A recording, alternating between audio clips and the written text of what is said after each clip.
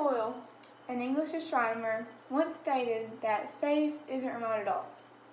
It's only an hour's drive away if your car could drive straight upwards. Let that sink in for a moment. It's not that far away, yet we all know it's a lot more mysterious and dangerous than a quick drive to Clarksville. Today, we're going to talk about where America was during the time of the Challenger disaster.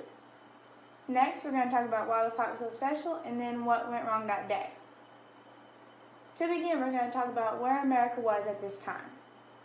It was 1986, and the U.S. was trying to prove that we were the leaders in space exploration. We were confident as well, as we were embarking on the Challenger's 10th flight. Now that we know where we were at this time, we're going to talk about why this flight was so special. This mission was not your typical satellite deployment. Krista McAuliffe was a 37-year-old high school social studies teacher from New Hampshire. She had trained for over a year for this mission. Because of her presence, NASA arranged for many public schools to watch the launch on NASA TV. So not only her students, but students across the nation watched live in anticipation. She had entered in a competition that earned her a place among the 7-member crew of the Challenger. She beat 11,000 competitors. It was said that her enthusiasm was what set her apart. She planned on doing 2 classes and a tour of the craft from the space shuttle. She called it the ultimate field trip. She was a national sweetheart. When asked about the flight by Johnny Carson, Krista stated, "If you're offered a seat on a rocket ship, don't ask what seat, just get on." She was ready, she had trained hard for her journey, and she was not afraid.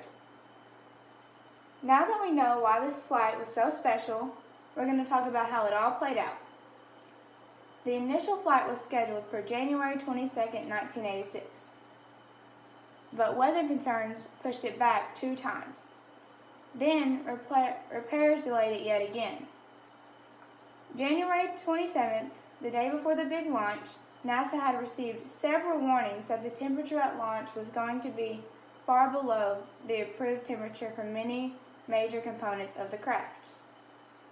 In particular, the cold weather could do damage to the O-ring seals of the rocket boosters.